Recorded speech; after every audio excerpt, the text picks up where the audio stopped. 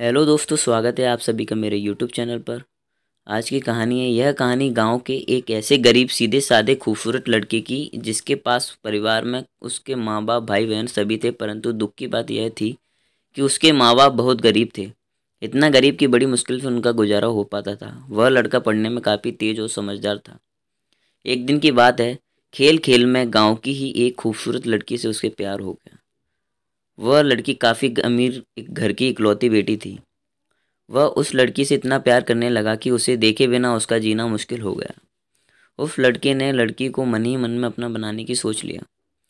वह लड़का कई बार अपने प्यार का इजहार करने की कोशिश करता, मगर कर नहीं पाया। कई बार प्रेम पत्र लिखा, लेकिन वह उसे दे नहीं पाया, क्योंकि उस लड़की के नज़दीक जाते ही उसका दिल ज़ोर ज़ोर से धड़कने लगता था और वह घबरा कर अपना इरादा बदल देता था।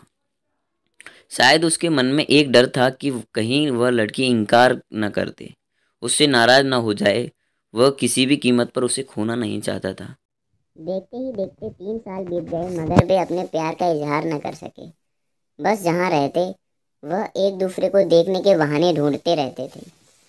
वह लड़का गरीब था और लड़की अमीर थी। शायद यही सोचकर उसकी अपने प्यार का इजहार करने की कभी हिम्मत नहीं हुई, मगर उसका प्यार बिल्कुल सच्चा और पवित्र था।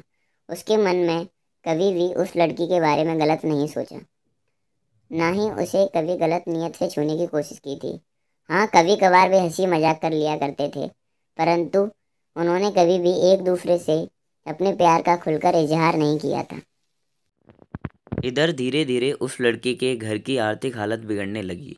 अपने माँ बाप और छोटे छोटे भाई बहनों का एकमात्र सहारा होने की वजह से उसके घर की जिम्मेदारी उसके ऊपर आ गई और इस जिम्मेदारी को समझता भी था। अंततः पैसा कमाने के लिए शहर तो चला गया, लेकिन वह 15 साल का लड़का दिन भर काम करता और रात भर उस लड़की की याद में रोता रहता। ऐसे ही करीब 3 महीने बीत गए।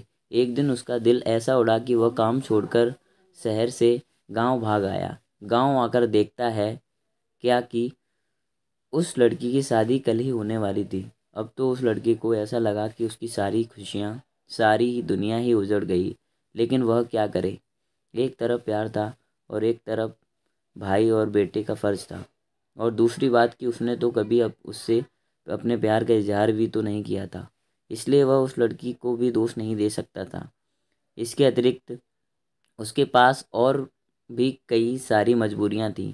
जैसे वह आर्थिक रूप से इतना सक्षम भी नहीं था कि अपने मजबूर को जीवन की सारी खुशियां दे सके। दूसरी तरफ वह अपने गरीब परिवार का आखिरी सहारा था। आखिरकार उसने फैसला कर लिया कि उसने अपने बूढ़े माँ बाप और छोटे भाई बहनों की खुशी के लिए अपने प्यार की कुर्बानी देनी ही पड़ेगी।